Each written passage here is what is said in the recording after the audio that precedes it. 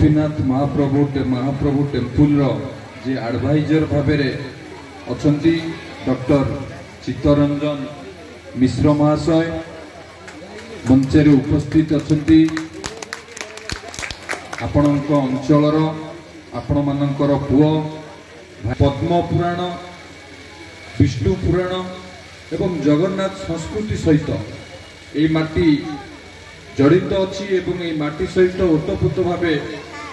यही सबू विष्णु पुराण पद्म पुराण एवं जगन्नाथ संस्कृति मध्य जड़ित अच्छी एवं पद्म पुराण मालिका को जदि आम देखा जहाँ वर्णित अच्छी प्राची नदी कूल विभिन्न तीर्थ मठ मंदिर ये सब प्राची नदी कूल उपस्थित अच्छी एवं से प्राची नदी कूल उपस्थित अष्टशंभु अष्टसाखी अष्टचंडी आदि संपर्क रे विस्तृत भाव पुराण वर्णित अच्छी एवं ये अष्टशंभुकर जो तृतीय शंभु अष्टशंभुकर जो तृतीय शंभु श्री श्री रामेश्वर महादेव यही टोला गोपीनाथपुर ग्राम अवस्थित अच्छा पद्म पुराण रे वर्णित अच्छी एवं यही ग्राम श्री श्री गोपीनाथ को नाम नामित एवं आज मोर सौभाग्य से ग्राम आज उपस्थित रही श्री गोपीनाथ महाप्रभुंकर भव्य मंदिर प्रतिष्ठा उत्सव रे आपण माने तो गहन रे उपस्थित रही निजको गौरवान्वित मन करुच्ची से सुकांत भाई की लिटू भाई की धन्यवाद दूसरे कृतज्ञता ज्ञापन करुचे से जो आज कहले जे मु नियाड़ी महोत्सव कहीकि निमंत्रण करी किंतु नियाड़ी महोत्सव कही निमंत्रण करथिले किंतु मो पाखु जो कार्ड पहुँची मुझे जानी मंदिर प्रतिष्ठा उत्सव मु तो सेते बेले मना करि परथां किंतु विशेष भाव ये माटीर जो निबिड़ता अच्छी आमर प्राचीन काल कथा आम यदि देखा जगन्नाथ संस्कृति कथा देखा मालिका कथा देखा पद्म पुराण कथा देखा विष्णु पुराण कथा देखा ये सब सहित जड़ित थिबा कारणरू एवं विशेषकर ये प्राची नदी कूल अवस्थित ग्राम एवं एठिकार जो अष्टशंभुकर तृतीय शंभु श्री श्री रामेश्वर महादेव एवं टोला गोपीनाथपुर जो इतिहास अच्छी मु भी कहली नहीं सेठी उपस्थित रही सेठी आशीर्वाद नहीं कि आसबि यह भावी कि हाँ करी मुझे किंतु से आपण को भूल कहले जे मु नियाड़ी महोत्सव कहीकि डाकी एवं ये अंचल सभ्यता बहुत प्राचीन नियाड़ी अंचल सभ्यता बहुत प्राचीन यही अंचल आम जदि देखा भौमकर सोम एवं गंग वंशर मध्य अवस्थित एवं स्थापत्य यही अंचल देखा मिले एबे भी नियाड़ी अंचल एएसआई माने सर्वे नियाड़ी अंचल भारती बुढ़ा निकटरे पुराना जुगर तथ्यर संधान मिलूँ 4000 वर्ष तलर पात्र मिलूँ एटी पत्थर रे तैयारी कुराड़ी मिलूँ जहाँ को व्यवहार करती मनीष माने विभिन्न उपकरण अनुसंधान तथ्य नियाड़ी अंचल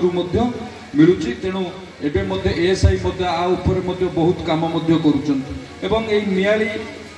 अंचल जगन्नाथ संस्कृति सहित ओतपुत भाव जड़ित नियाड़ी को विश्व नियंता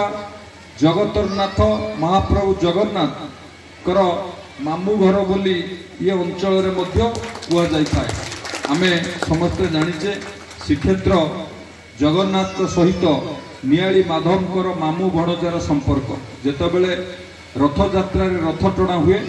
प्रथम निमंत्रण यही अंचल को आसी था माधव ठाकुर पाखु प्रथम निमंत्रण आसी था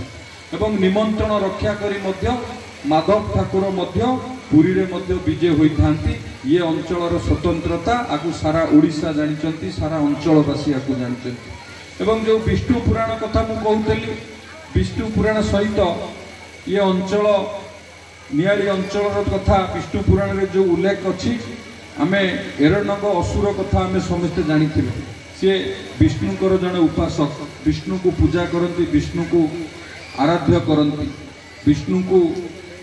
दर्शन करने सी पहुँचले स्वर्ग रे पहुँचले इंद्र सहित युद्ध करी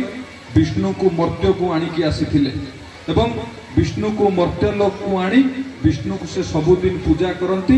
एवं पूजा कर सारी विष्णु को दर्शन कर सारी पूजा कर सारी ये प्राची नदी कूल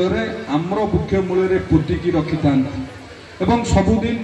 से ताकू विष्णु को मूर्ति को काढ़े दर्शन करेंगे पूजा करेंगे पुणी से प्राची नदी कूल आम्र वृक्ष पाखे ताकू पोतिकी रखिए एवं सही समय रे पांडव मानकर मध्य अज्ञातवास चली था युधिष्ठिर विष्णु को न देखिले जलस्पर्श करेंगे नहीं तेणु विष्णु को दर्शन करने युधिष्ठिर मध्य खोजिले किंतु विष्णु को पाइले नहीं सही समय रे से जानिबा को पाइले जे एरंडक असुर यही प्राची नदी कूल आम्र वृक्ष मूल भगवान विष्णु को पोतिकी रखी सेठी भीम आसी पहुंचले गदारे सेठी विष्णु को मूर्ति को बाहर कले एवं युधिष्ठिर दर्शन कर सारा पर सी जाई जलपान करथिले ये भी ये अंचल गोटे महानता एवं स्वतंत्रता ये नियाली अंचल एवं इतिहास जहाँ जना पड़े टोला गोपीनाथपुर केमिति हला जेते बेले राजा जदाति केशर यज्ञ करिबा पई 10,000 ब्राह्मण को आनिथिले एवं से 10,000 ब्राह्मण को थैथान करिबा पई विभिन्न अंचल रे सब शासन प्रतिष्ठा कले एवं जो शासन प्रतिष्ठा कले तांकर वेद उपन्यास पाठ करिबा पई विभिन्न प्रकार सब पिंडी प्रतिष्ठा करा गला जो पिंडी रे बसी से माने तांकर पूजार्चना करिवे वेद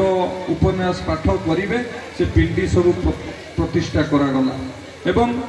सेई पिंडी की संस्कृत रे टोल कुआ जाए जो पिंडी प्रतिष्ठा करा गला से पिंडी की टोल कुआ जाए एवं पर्यायक्रमे से टोल को समस्त टोला बोली जानिले जहाँ परवर्ती समय टोला हला एवं गोपीनाथपुर केमिति हला टोला गोपीनाथपुर केमिति हला जो ब्राह्मण माने एठी पूजा कले आहुति देवा पई से माने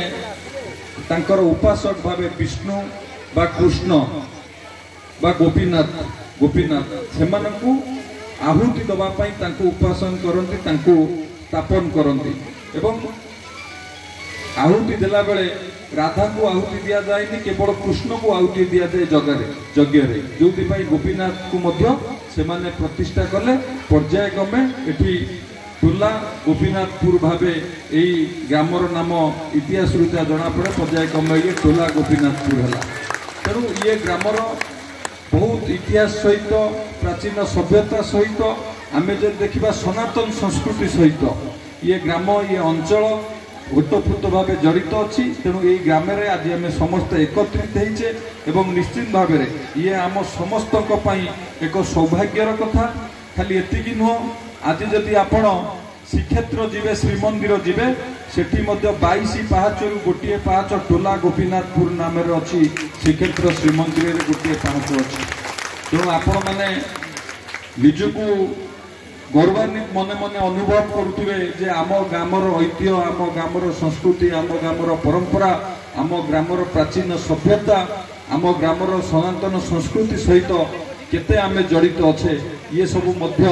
आमे समस्त जो अनुभव करुवा निश्चित भाव में बहुत खुशी एवं अंतर को आमर आश्वस्त मिल पारुथिबो मु भी मध्य निजको खुशी व्यक्त करुची गौरवान्वित मन करुची आपण मानक गहन रे आज यही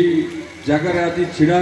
जो गाँव में पद्म पुराण सहित आपण मैंने ये ग्राम जड़ित अच्छी विष्णु पुराण सहित जड़ित अच्छी अंचल जगन्नाथ संस्कृति सहित जड़ित अच्छी श्रीक्षेत्र जगन्नाथ मंदिर में जड़ित अच्छी यही एक पवित्र जगार आमे माने समस्त एकत्रित होइछे मु आपणक गहन रे उपस्थित होइछि जो टोला गोपीनाथपुर जगार गोपीनाथ मंदिर प्रथमे एक टीण घरे थिला मु जानिबा को पाइथिली परे